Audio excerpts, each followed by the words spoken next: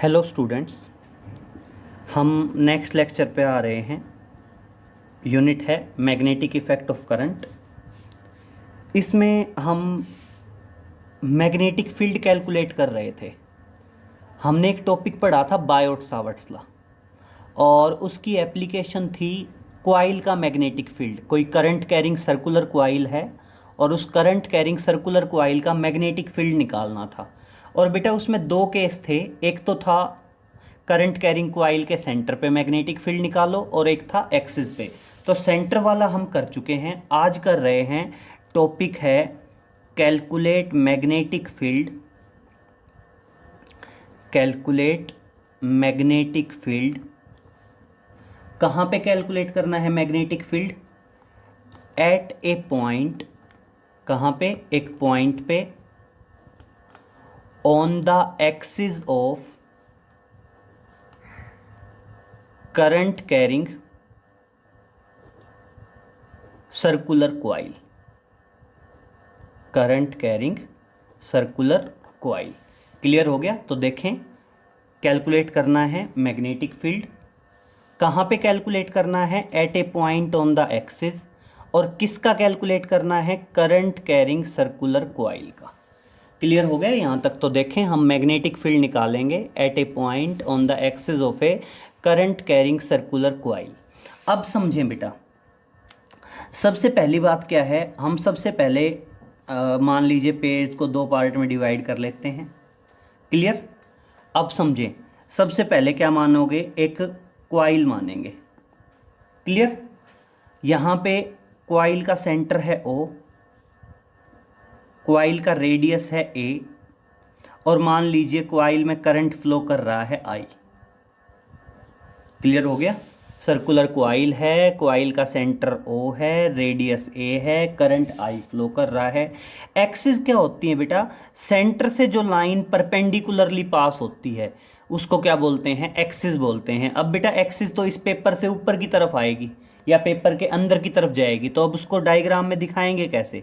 तो इसलिए वो कह रहा है इसको साइड में दिखा दो। अब ये पॉइंट बेसिकली साइड में नहीं है, ये 3 डायमेंशनल डायग्राम है, और ये लाइन एक्सिस है जो पेज के ऊपर की तरफ आ रही है। तो मान लो ये कोई पॉइंट है एक्सिस पे, और कितने डिस्टेंस पे है ये? R डिस्टेंस पे है। क्लियर यहाँ तक? अब समझें, हम पूरी कॉइल का मैग्नेटिक फील्ड एकदम से नहीं निकाल सकते, तो हम बायोट सावर्ट्स लॉ यूज करेंगे। और बायोट सावर्ट्स लॉ क्या कहते हैं? पहले कॉइल का स्मॉल पार्ट ले लो, और कॉइल का जो स्मॉल पार्ट है उस स्मॉल पार्ट को मार्क कर दो DL। क्लियर?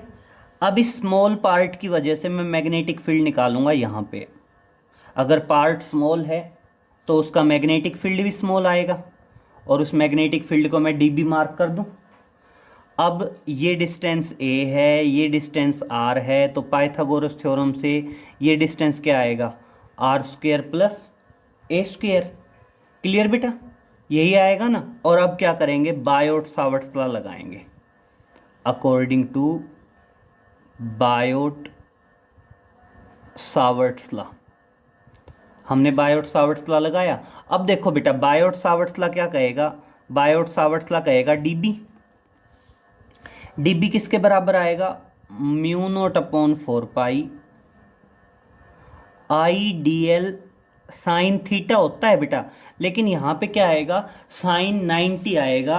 क्यों आएगा साइन 90? बेटा आप एक पॉइंट समझेंगे कि ये जो डायग्राम है, ये डायग्राम हमारा 3 डायमेंशनल डायग्राम है, और ये पॉइंट ऐसे है ऊपर की तरफ, perpendicular to the plane of the paper. और बेटा ये जब लाइन इस पे जाएगी ना DL पे, तो ये जो R और लाइन के बीच का ये जो एंगल है, ये एंगल एग्जैक्ट 90 होगा, क्योंकि जो आर्क होती है किसी भी सरकमफ्रेंस की, उसके ऊपर जो लाइन ड्रा होती है वो हमेशा उसकी लेंथ के परपेंडिकुलर ही रहेगी। तो इसलिए यहाँ पे साइन 9 थीटा की बजाय क्या आ गया? साइन 90 आ गया। और नीचे क्या आना है? R²। R² क्या आएगा? ये जो डिस्टेंस है, इस डिस्टेंस का क्या हो जाएगा? स्क्वायर हो जाएगा। तो क्लियर हुआ बेटा यहाँ तक? मेन चीज़ इसकी डायग्राम ही है। डायग्राम एक बार जस्ट रिपीट कर रहा हूँ, समझ लीजिए। आप क्या बताओगे? कॉइल है, कॉइल का सेंटर O है, रेडियस A है, करंट फ्लो कर रहा है आई, एक्सिस पे कोई पॉइंट है आर डिस्टेंस पे, वहाँ पे मैग्नेटिक फील्ड निकालना है। पूरी कॉइल का मैग्नेटिक फील्ड नहीं निकाल सकते, कॉइल का स्मॉल लेंथ एलिमेंट डीएल लेंगे, और ये जो डिस्टेंस है पाइथागोरस थ्योरम से आ जाएगा R square plus A square, और यहाँ पे बायोट सावर्ट्स लॉ लगाएंगे तो mu naught upon 4 pi I D L sine theta by R square, theta की जगह साइन 90 आएगी, और आर स्क्वेयर की जगह कौन सा डिस्टेंस आएगा, ये डिस्टेंस आएगा R square plus A square. तो देखिए एक बार यही आ गया। तो अब समझें एक बार, यहाँ तक तो हो गया, mu naught upon 4 pi I D L sine 90 upon R square. R square बेटा ये है, और जब हम इसका स्क्वेयर करेंगे तो ऑटोमेटिक अंडर रूट खत्म हो जाएगा, तो क्या आ गया, R square plus A square आ गया। क्लियर। अब एक चीज देखे बेटा, जो डायरेक्शन आएगी ना डीबी की, वो डीबी की डायरेक्शन क्या आएगी, perpendicular to the plane containing DL and R. बेटा ये जो डीएल है और ये जो लाइन है R square plus A square, इसके परपेंडिकुलर आएगा, इसके परपेंडिकुलर आएगा तो मान लीजिए बेटा ये डायरेक्शन आई किसकी, डीबी की। ये अपने आप में डायरेक्शन किसकी आ गई, डीबी की डायरेक्शन आ गई। अब देखो बेटा क्या बताओगे, यहाँ पे बता दोगे ये किसके बराबर आ गया, D B is equal to mu naught upon 4 pi I D L sine 90 की वैल्यू 1 आ गई, और क्या आ गया, R square plus A square आ गया। क्लियर हुआ। और अब क्या बताओगे यहाँ पे, सुनो, the direction of D B vector is, perpendicular आएगी बेटा, जो डायरेक्शन आएगी डीबी की वो क्या आएगी, the direction of DB is in a plane perpendicular to दोनों के बेटा DL vector and R vector. तो ये तो डीएल वेक्टर है और आर की जगह क्या है, R square plus A square है। अब क्या करोगे बेटा, देखो बिल्कुल बहुत ध्यान से समझने वाली बात है, आप बिल्कुल इसके अपोजिट एक और लेंथ एलिमेंट ले लो डीएल, इसके बिल्कुल अपोजिट ले लिया, ये लेंथ एलिमेंट क्या आ गया, डीएल आ गया। अब बेटा ये ए है तो ये भी क्या आएगा, ए आएगा। बिल्कुल एग्जैक्टली ये डिस्टेंस भी क्या आएगा, under root R square plus A square आएगा। अब देखना बेटा distance same, small length element same, distance same, तो ऑटोमेटिक यहाँ पे जो मैग्नेटिक फील्ड आएगा वो मैग्नेटिक फील्ड क्या आएगा, डी बी डैश मान लें, इस मैग्नेटिक फील्ड को क्या कह दें, डी बी डैश। और बेटा ये बेसिकली डी बी डैश भी क्या आएगा,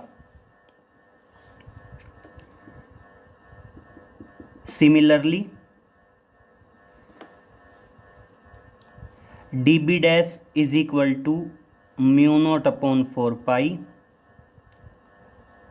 आई डी एल साइन 90, और आर स्क्वेयर की जगह ये आ गया, अंडर रूट कैंसिल। अब देखो वो क्या कहता है, हम ना दोनों का रिजल्टेंट निकालेंगे, डी बी का और डी बी डैश का। अब समझें बेटा, डी बी के दो कंपोनेंट कर दें, एक कंपोनेंट इधर और एक कंपोनेंट इधर। बेटा इस एंगल को फाई मानते हैं, तो ये कंपोनेंट क्या आएगा, डी बी कोस फाई, और आपका ये कंपोनेंट क्या आएगा, डी बी साइन फाई। इसी तरह डी बी डैश के भी दो कंपोनेंट, एक इधर और एक इधर, ये एंगल क्या मान लें, फाई। भाई ये एंगल और ये एंगल ऑटोमेटिक बराबर रहेगा, तो ये क्या आएगा, D B dash cos phi, और इधर क्या आएगा, D B dash sine phi. अब देखना क्या करोगे, now resolve D B and D B dash into rectangular components, into rectangular components।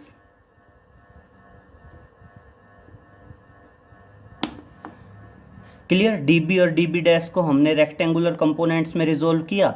अब एक बात समझना बेटा बहुत ध्यान से, आप क्या बताओगे, डीबी और डीबी डैश बराबर है तो ऑटोमेटिक डीबी साइन फाई किसके बराबर होगा, डीबी डैश साइन फाई के बराबर होगा। डीबी कोस फाई किसके बराबर होगा, डीबी डैश कोस फाई के बराबर होगा। तो अब समझिए साइन कंपोनेंट इक्वल हैं, कोस कंपोनेंट इक्वल हैं। बेटा दोनों कोस कंपोनेंट इक्वल और अपोजिट हैं, कैंसिल कर देंगे। नेट रिजल्ट किसकी वजह से आएगा, साइन कंपोनेंट की वजह से आएगा। तो यहां पे लिखेंगे now cosine components are equal and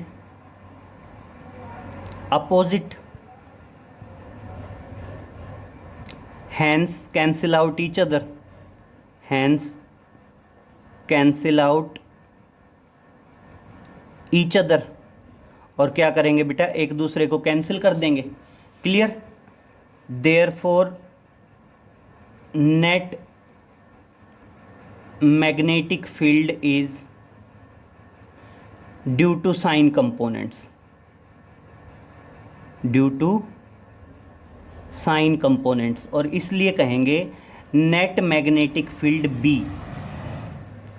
net magnetic field B किसके बराबर आएगा, दोनों को जोड़ देंगे, D B sine phi plus D B dash sine phi.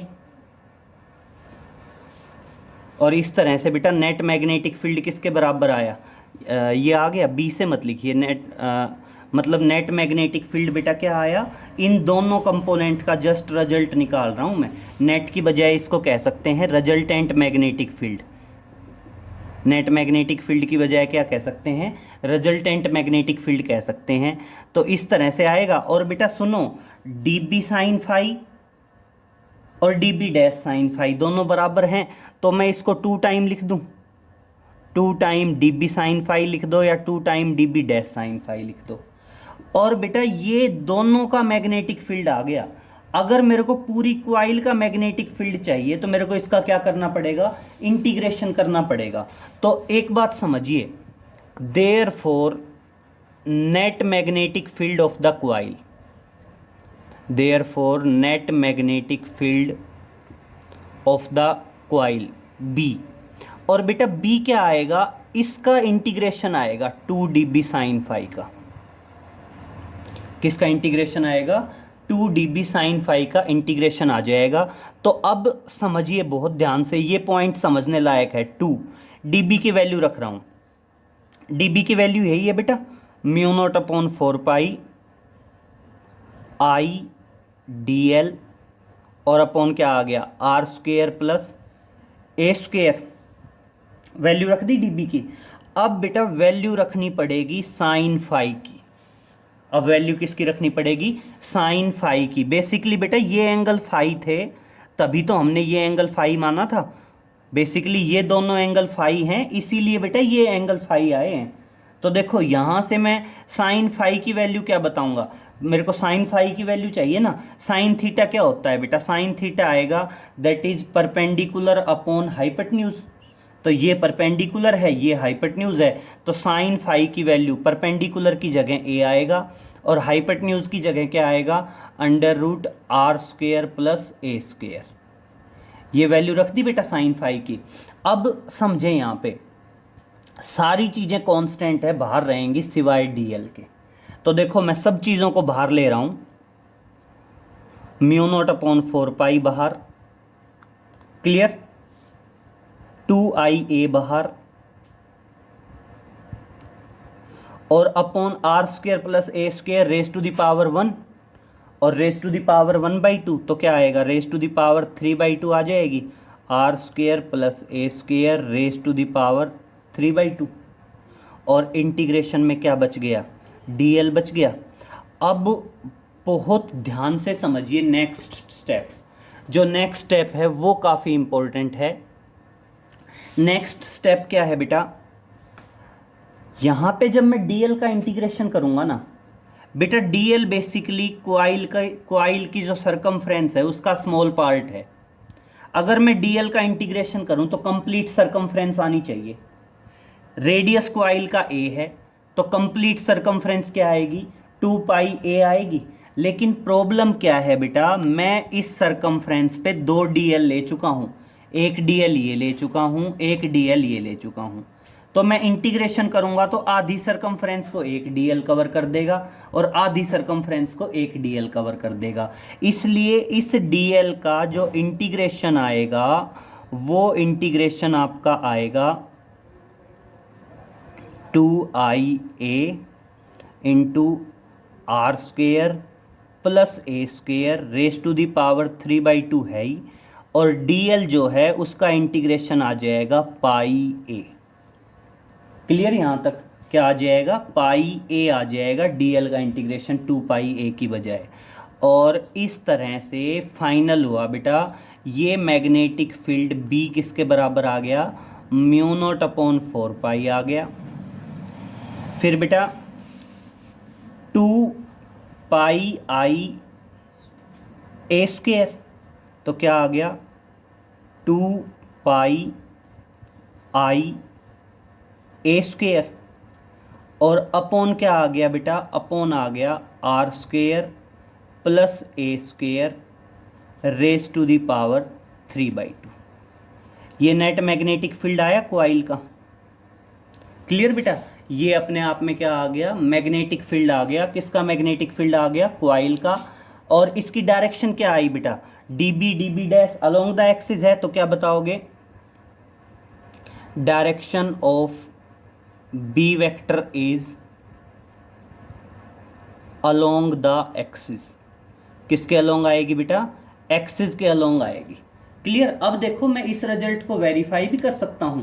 कैसे वेरीफाई कर सकता हूं, वेरीफाई करने का मतलब आप इसको क्या बस बता सकते हैं, स्पेशल केस बता सकते हैं। देखिए बहुत ध्यान से, हम इसको क्या कह सकते हैं, एज ए स्पेशल केस भी स्टडी कर सकते हैं।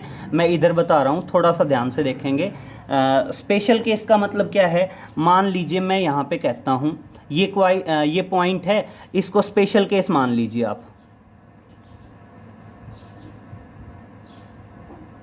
स्पेशल केस, पहला स्पेशल केस देखेंगे। पहला स्पेशल केस क्या है, ये मैग्नेटिक फील्ड हम कहां पे निकाल रहे थे, पॉइंट पी पे। ये मैग्नेटिक फील्ड हमने कहां पे निकाला, पॉइंट पी पे। तो क्या बताओगे, if point is at the centre, if point is at the centre of the coil. मान लीजिए पॉइंट कहां पे हो बेटा, क्वाइल के सेंटर पे हो पॉइंट। अगर पॉइंट क्वाइल के सेंटर पे होगा तो उस टाइम पे सिचुएशन क्या रहेगी बेटा, सेंटर पे होगा तो ये सेंटर है ओ, ऑटोमेटिक आपके आर की वैल्यू क्या हो जाएगी, 0। तो देखना अगर पॉइंट क्वाइल के सेंटर पे होगा तो आर की वैल्यू 0 होगी। आर की वैल्यू 0 हुई तो देखना रिजल्ट क्या हो जाएगा, नीचे आर स्क्वायर की जगह 0, A square raise to the power 3/2, तो नीचे क्या आ जाएगा ए क्यूब। तो देखना इस तरह से मैग्नेटिक फील्ड क्या आ गया, that is μ0/4 pi 2 pi I into A square, और नीचे क्या आ गया, ए क्यूब आ गया बेटा। ए स्क्वेयर से ए क्यूब कट गया, और देखना μ0/4 पाई आई बाई ए, और इंटू क्या बच गया 2 पाई। यही तो है, आपने पढ़ा था ना क्वाइल के मैग्नेटिक फील्ड का। बस यहाँ पे प्रॉब्लम क्या है, यहाँ पे रेडियस ए है, वहाँ पे रेडियस क्या था आर। तो आप ऑटोमेटिक कह सकते हैं कि अगर आपको ये रिजल्ट याद है तो आप क्वाइल के सेंटर वाला रिजल्ट भी क्या कर सकते हैं, याद रख सकते हैं। अब समझिए बेटा, इस टाइप से ना बहुत सारे पॉइंट्स आ सकते हैं। बहुत सारे पॉइंट्स क्या आ सकते हैं, मान लीजिए वो यही कह सकता है कि point is at a distance equal to radius, कि मान लीजिए आपका पॉइंट जो है ना वो उतने ही डिस्टेंस पे है जितने डिस्टेंस पे रेडियस है। तो उस टाइम पे बस क्या करना होगा बेटा, जो आर है आर को किसके बराबर रखना होगा, ए के बराबर। आर को ए के बराबर रखेंगे तो क्या आएगा, A square plus A square क्या आ जाएगा, 2a square raise to the power 3/2 आ जाएगा। तो इस तरह से उस स्पेशल केस को भी देख सकते हैं। अब बेटा मेन पॉइंट है, इंपॉर्टेंट टॉपिक है, एक बार मैं रिपीट कर रहा हूँ, थोड़ा सा ढंग से समझ लेंगे क्योंकि मेन चीज़ आपको डायग्राम समझ में आना चाहिए। देखिए एक बार क्या किया है हमने अब तक जस्ट ये किया, डायग्राम समझ लीजिए। सबसे पहले हमने एक कॉइल मानी, यही था ना, रिपीट कर रहे हैं, देखना ध्यान से। कॉइल मानी, कॉइल का सेंटर माना बेटा O और कॉइल का रेडियस मान लिया हमने A। क्लियर? और हमने कंसीडर किया कि कॉइल में करंट फ्लो कर रहा है I। हमने मैग्नेटिक फील्ड निकालना है कॉइल की एक्सिस पे, पॉइंट P पे, जो कि R डिस्टेंस पे है। हम पूरी कॉइल का एक साथ नहीं निकाल सकते, तो हमने क्या किया, कॉइल का स्मॉल लेंथ एलिमेंट लिया DL। DL का मैग्नेटिक फील्ड निकाला पॉइंट P पे, ये डिस्टेंस आ गया R² प्लस A²। यूज़ किया बेटा बायोट सावर्ट्स लॉ। तो देखिए बेटा बायोट सावर्ट्स लॉ यूज़ किया तो dB किसके बराबर आ गया, dB आ गया μ0/4 IDL sin 90 upon R²। R² की जगह क्या आया बेटा, ये डिस्टेंस है, इसका स्क्वायर करेंगे तो अंडर रूट खत्म हो जाएगा, अंडर रूट खत्म होगा तो मतलब R² प्लस A² आ गया। अब बेटा जो dB है, मान लीजिए ये एंगल था फाई, इस एंगल को हम फाई एज्यूम कर लेते हैं, तो dB जो आएगा ना, जिस प्लेन में DL और ये डिस्टेंस है ना, उसके परपेंडिकुलर आएगा। तो मान लो ये डायरेक्शन आ गई किसकी, dB की। क्लियर यहां तक? फिर वो कहता है यार सेम इसके अपोजिट मान लीजिए एक लेंथ एलिमेंट DL, ये रेडियस A है, ये डिस्टेंस भी सेम आएगा, ये एंगल भी सेम आएगा, और ये आ गया dB डैश। और बेटा dB और dB डैश दोनों क्या आएंगे, इक्वल आएंगे। यहीं तक था ना कि भाई dB और dB डैश दोनों क्या आएंगे, इक्वल आएंगे। बस अब स्टेप क्या है, dB के दो कंपोनेंट, ये क्या, ये फाई था तो ये एंगल भी क्या आएगा, फाई, ये कंपोनेंट क्या आएगा, dB cos फाई, और ये कंपोनेंट क्या आएगा आपका, dB sin फाई। सेम इसी तरह dB डैश के दो कंपोनेंट, एक कंपोनेंट इधर और एक इधर, ये एंगल फाई है तो ये कंपोनेंट क्या आएगा, dB डैश cos फाई, और ये कंपोनेंट क्या आएगा, dB डैश sin फाई। अब समझिए बेटा dB और dB डैश बराबर हैं तो cos कंपोनेंट भी बराबर होंगे, sin कंपोनेंट भी बराबर होंगे। तो यहाँ पे रिजल्टेंट निकालते वक्त ऑटोमेटिक cos कंपोनेंट कैंसिल हो जाएंगे और नेट रिजल्ट किसकी वजह से आ जाएगा, दोनों sin कंपोनेंट की वजह से आएगा। तो देखिए बेटा हमने यही कहा कि जो रिजल्टेंट मैग्नेटिक फील्ड आएगा वो दोनों sin कंपोनेंट की वजह से आएगा, dB sin फाई और dB डैश sin फाई। बेटा दोनों इक्वल हैं तो दोनों को मैंने ऐड कर दिया, 2dB, चाहे तो आप 2dB कर दो चाहे आप 2dB डैश कर दो sin फाई।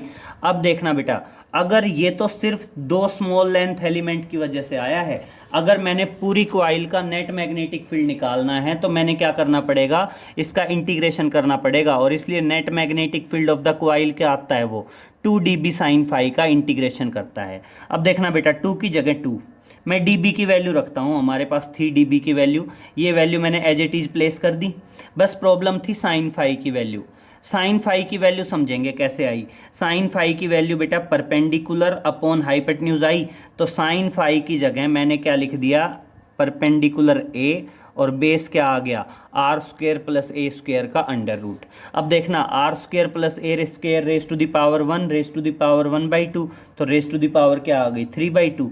DL को छोड़ के बाकी सब कुछ बाहर और DL का इंटीग्रेशन। अब ये एक स्टेप ध्यान रखना बेटा, अगर आप यहाँ 2 लगाते हो तो DL का इंटीग्रेशन करोगे पाई A, क्योंकि 2 का मतलब है हमने दो स्मॉल लेंथ एलिमेंट लिए हैं, आधे को ये कवर करेगा आधे को ये कवर करेगा, तो उस कंडीशन में तो हम DL का इंटीग्रेशन करेंगे पाई A। और अगर आप 2 नहीं लगाते हो, आप सिंपल A की DL से करते हो और डायरेक्ट बता देते हो कि dB cos फाई कैंसिल हो जाएगा, और यहाँ पे 2dB sin फाई की बजाय आप सिर्फ dB sin फाई का इंटीग्रेशन करते हो, तो वहाँ पे DL का इंटीग्रेशन 2 पाई A आएगा। अब बस बेटा ये जो कुछ था वो रिजल्ट लिख दिया, और डायरेक्शन तो आपको पता चली गई, डायरेक्शन कहाँ आएगी, अलोंग द एक्सिस आएगी, जो एक्सिस है एक्सिस के अलोंग डायरेक्शन आ जाएगी।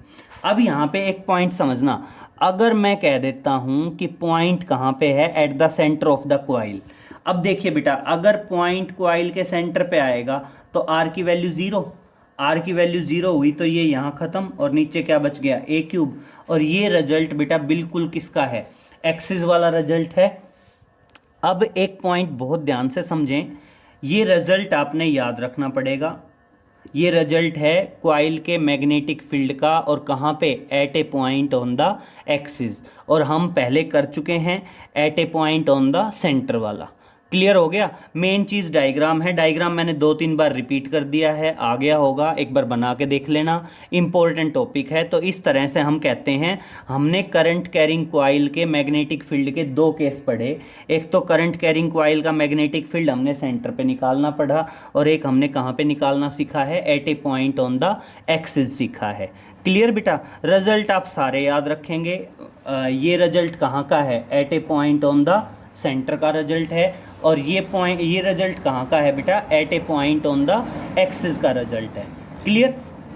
रिजल्ट आपको बिल्कुल टिप्स पे होने चाहिए, तभी न्यूमेरिकल्स हो पाएंगे। बाकी डायरेक्शन का तो कोई इशू है ही नहीं, डीबी की डायरेक्शन क्या आएगी, अलोंग द एक्सिस आएगी। क्लियर। तो अब ये अलोंग द एक्सिस हो जाएगी। बाकी इसकी डायरेक्शन हम पहले ही बता चुके हैं राइट हैंड रूल से, तो ये कर लीजिए। बाकी नेक्स्ट लेक्चर में मिलते हैं। ओके, थैंक यू बेटा।